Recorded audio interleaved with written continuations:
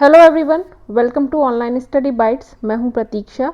UP JESE यानी कि UP junior aided exam 2021 GS SST के कुछ इम्पॉर्टेंट क्वेश्चन जो कि आपके पेपर 1 के लिए भी इम्पॉर्टेंट है, और अगर आपने एसएसटी लिया है तो एसएसटी में भी आपसे इस तरह के क्वेश्चन पूछे जा सकते हैं।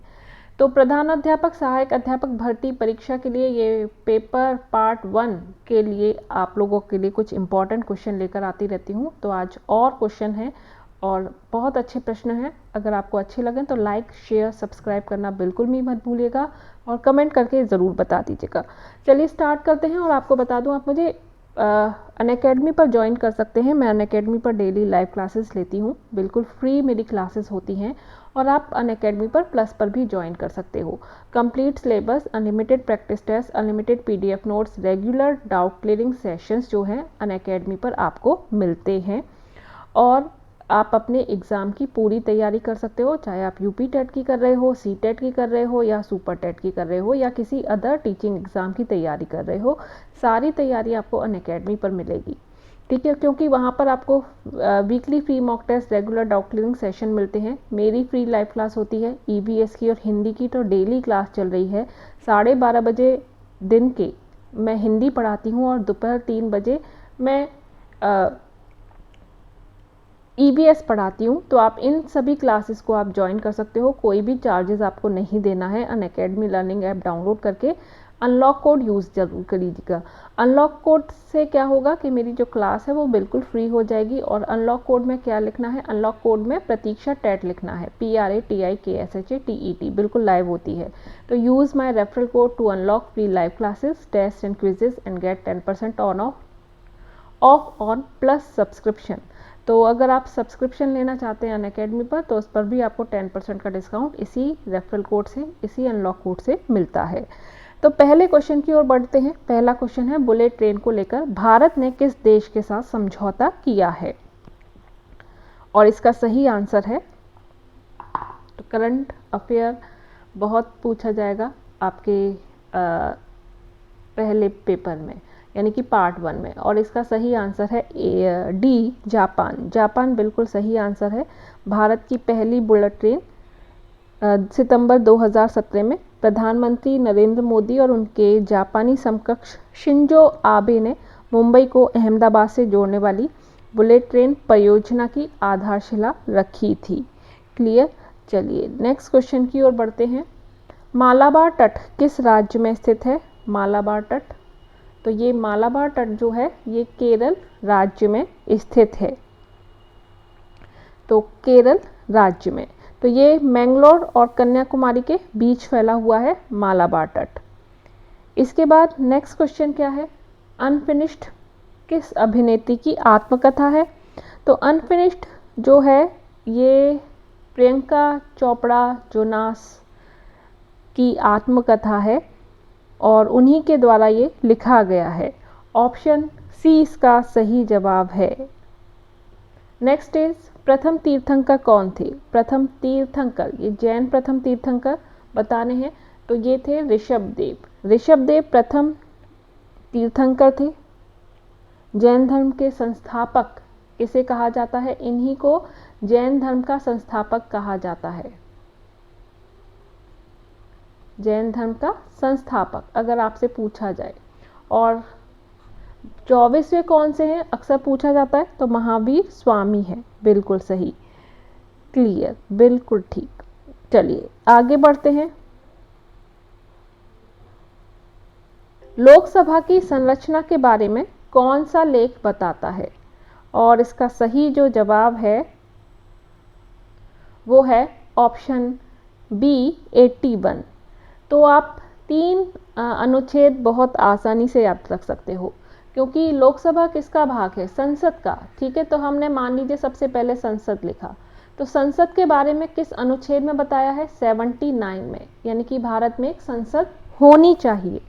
संसद के 2 सदन होते हैं, एक होता है राज्यसभा, ठीक है, जिसे हम उच्च सदन भी कहते हैं, और दूसरा होता है लोकसभा, जिसे हम निम्न सदन भी कहते हैं। क्लियर। तो ये है, तो संसद 79, 80 हमारा क्या हो गया, राज्यसभा। अगर यहाँ पर राज्यसभा की संरचना के बारे में कौन सा लेख बताता है तो आपका आंसर क्या होता, 80 होता। और लोकसभा आ गया तो 81। तो 3 लगातार 79, 80 और 81 आप आसानी से याद रख सकते हैं। नेक्स्ट क्वेश्चन की ओर बढ़ते हैं। निम्नलिखित में से किस भारतीय राजनेता को रूस के सर्वोच्च नागरिक पुरस्कार से सम्मानित किया गया था? और राइट ऑप्शन है नरेंद्र मोदी। ऑप्शन बी बिल्कुल सही है, नरेंद्र मोदी। चलिए नेक्स्ट क्वेश्चन की ओर बढ़ेंगे। किस अधिनियम को ब्लैक अधिनियम के नाम से भी जाना जाता है? ब्लैक अधिनियम, और ये है रोलेट एक्ट 1919।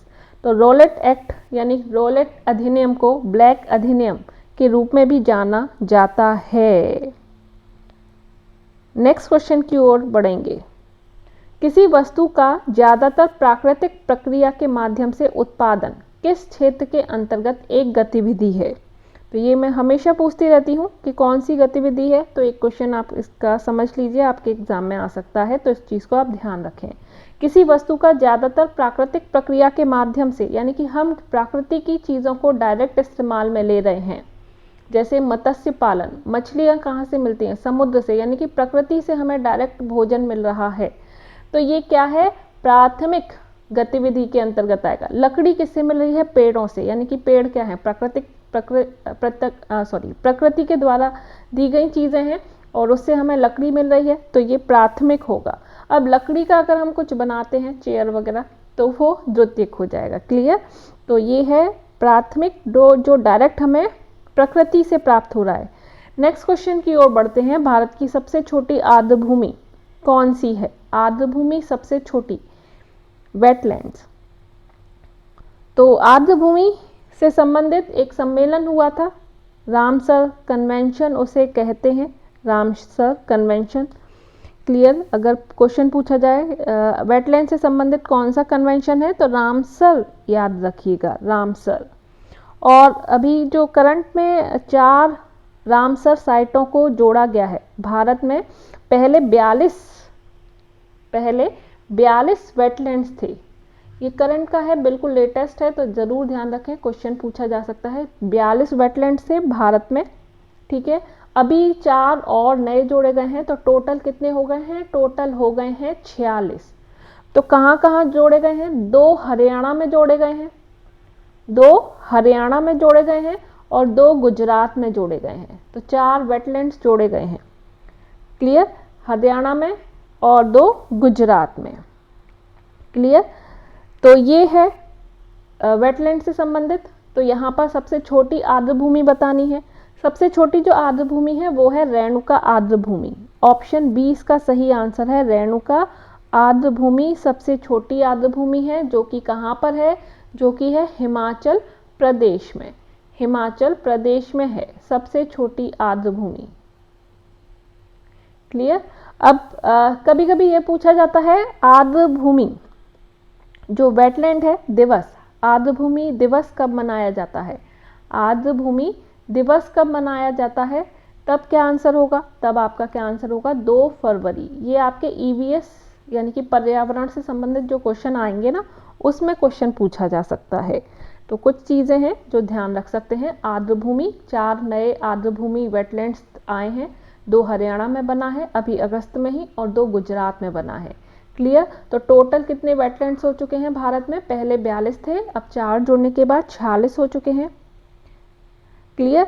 और 2021 में जो वेटलैंड डे था, वर्ल्ड वेटलैंड दिवस 2021 था, उसकी थीम थी वेटलैंड्स और पानी। उसकी थीम क्या थी? Wetlands and water.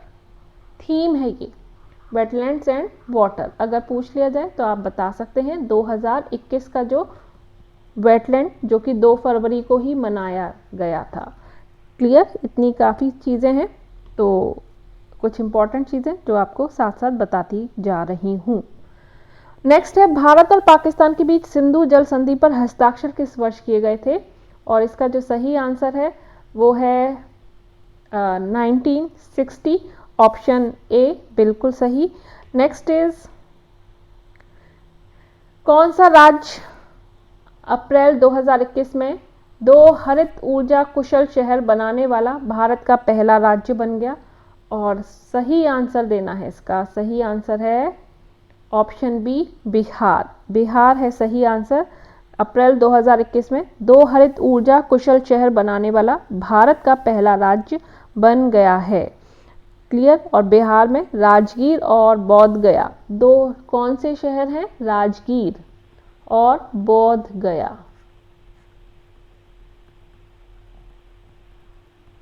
Clear, Bihar के। नेक्स्ट इज शर्करा के अल्कोहल में बदलने की प्रक्रिया क्या कहलाई जाती है? और ये जो प्रक्रिया है शर्करा के अल्कोहल में बदलने की, ये प्रक्रिया किण्वन कही जाती है। ऑप्शन सी इसका सही आंसर है। नेक्स्ट है भारतीय संविधान के किस भाग में नागरिकता का उल्लेख है?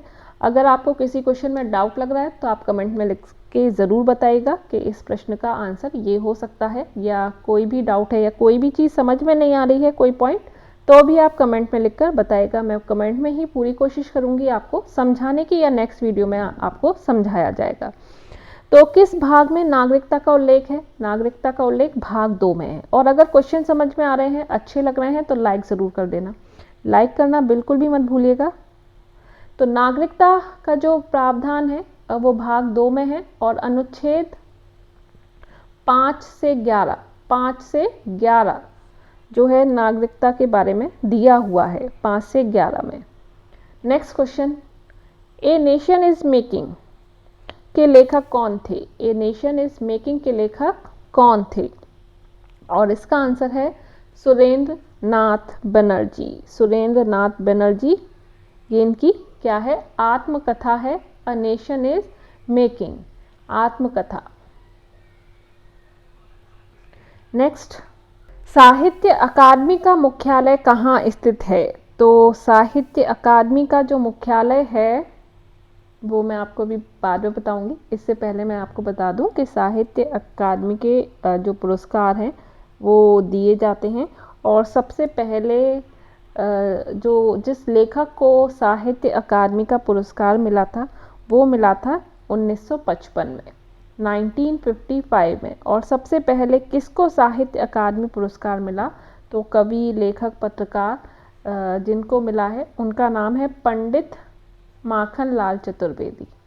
पंडित माखन लाल चतुर्वेदी। तो सबसे पहले किसको मिला? अगर कभी क्वेश्चन आए या कोई आपसे पूछ ले तो आप अच्छे से बता सकते हैं। सबसे पहले साहित्य अकादमी पुरस्कार माखन लाल चतुर्वेदी को उनकी पहली काम के लिए, यानी पहले लेख के लिए हिम तरंगनी के लिए मिला था। ठीक है, ये लेखकों को मिलता है साहित्य अकादमी पुरस्कार, राइटर्स को। चलिए, अभी जो फिलहाल 2021 में किसको मिला है? अगर करंट का अगर आपसे पूछा जाए 2021 का साहित्य अकादमी पुरस्कार किसको मिला है? तो ये मिला है अरुंधति सुब्रमण्यम को। अरुंधति सुब्रमण्यम।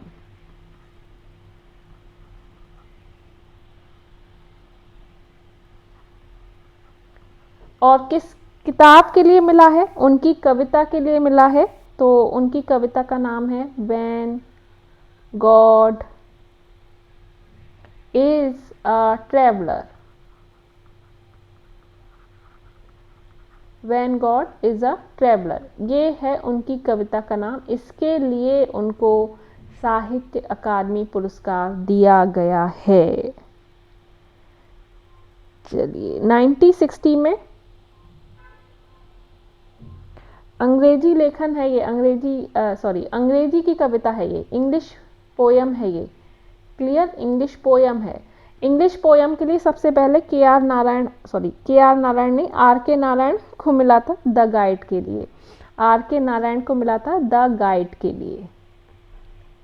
ठीक है, किसको मिला था? आर के नारायण को, इंग्लिश लेखन के लिए।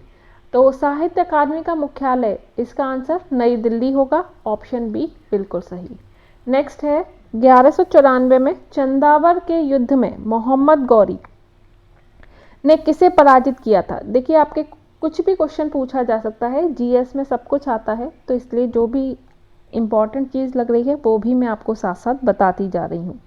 तो 1194 में चंदावर युद्ध में मोहम्मद गौरी ने किसे पराजित किया? तो ये पराजित हुए थे जयचंद।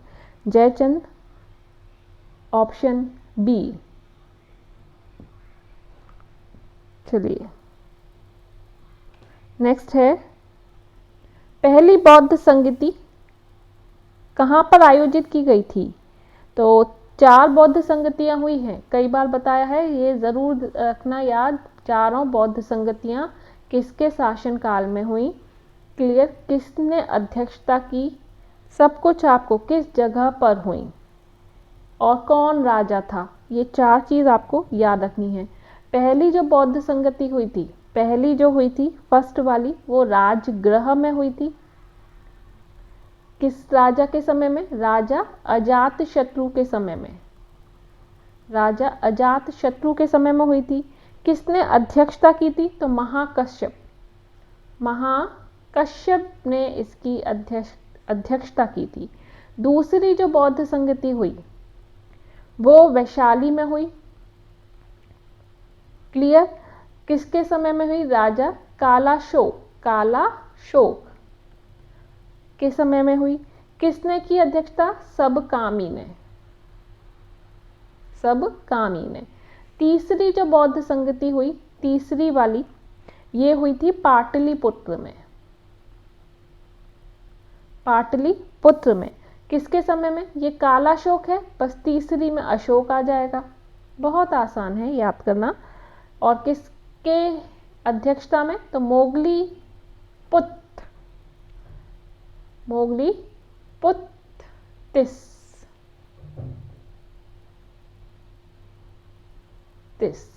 क्लियर। और चौथी अगर पूछा जाए तो ये हुई कुंडलवन, कश्मीर के कुंडलवन में। कौन था राजा? कनिष्क था, राजा कनिष्क, कुंडलवन कनिष्क। और किसने अध्यक्षता की? वासुमित्र ने। तो ये 4 बौद्ध संगतियां। अब हम पहली पूछ रहे हैं, तो पहली कहाँ पर हुई है? राजगृह में हुई है। दूसरी वैशाली में हुई है। तीसरी पाटलिपुत्र में हुई है और चौथी कश्मीर में हुई है। चलिए नेक्स्ट क्वेश्चन की ओर बढ़ते हैं। डैश मिट्टी को रेगुर मिट्टी भी कहा जाता है और ये काली मिट्टी है। काली मिट्टी सबसे अच्छी होती है किसके लिए? कपास के लिए ये काली मिट्टी या रेगुर मिट्टी बेस्ट मानी जाती है।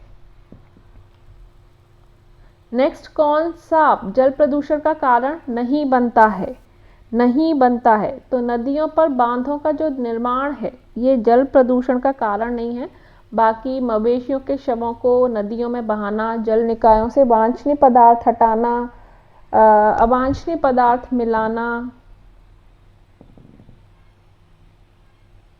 तो ये ऑप्शन जो है, ऑप्शन ए जो है वो सही है। तो नदियों पर बांधों के निर्माण से जल प्रदूषण नहीं होता। चलिए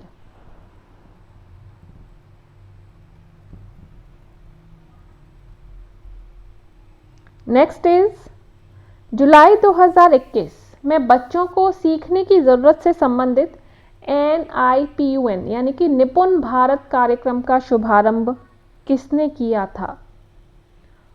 मोस्ट इम्पॉर्टेंट क्वेश्चन, करंट का क्वेश्चन है, पढ़ाई से रिलेटेड है, तो उम्मीद है ये क्वेश्चन आपको आपके एग्जाम में दिखे। और ये है रमेश पोखरियाल निशंक। ऑप्शन बी इसका सही जवाब है, शिक्षा मंत्री। ठीक है, रमेश पोखरियाल निशंक। तो इन्होंने निपुण भारत कार्यक्रम की शुरुआत 5 जुलाई 2021 को की थी। कब की थी? 5 जुलाई को। नेक्स्ट क्वेश्चन की ओर बढ़ते हैं।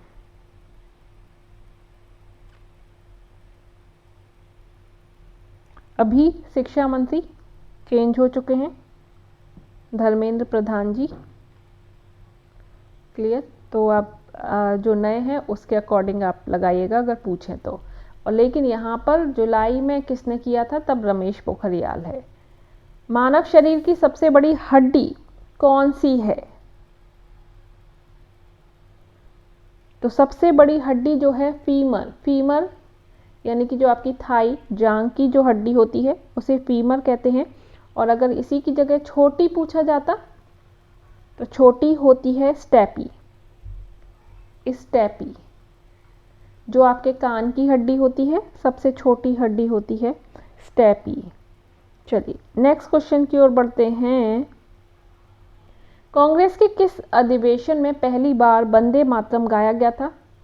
ऑप्शन डी 1896 में सबसे पहले वंदे मातरम 1896 में। और ये कौन सा अधिवेशन था, कहाँ पर हुआ था? ये हुआ था कोलकाता अधिवेशन के नाम से इसको जानते हैं, कोलकाता में हुआ था।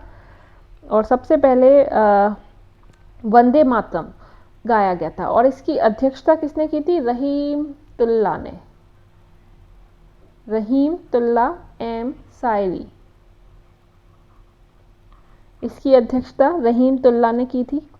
और इस गाने को रविंद्रनाथ टैगोर ने गाया था। किसके द्वारा लिखा गया है? बंकिम चंद्र चटर्जी। वंदे मातरम बंकिम चंद्र चटर्जी के द्वारा लिखा गया है, लेकिन गाया किसने था? रविंद्रनाथ टैगोर ने, जिन्होंने जन गण मन लिखा है। क्लियर? तो ये जो वंदे मातरम है ये बंगाली उपन्यास आनंद मठ से लिया गया है, आनंद मठ से लिया गया है। अगर क्वेश्चन पूछा जाए तो आप ज़रूर आंसर दें, आनंद मठ।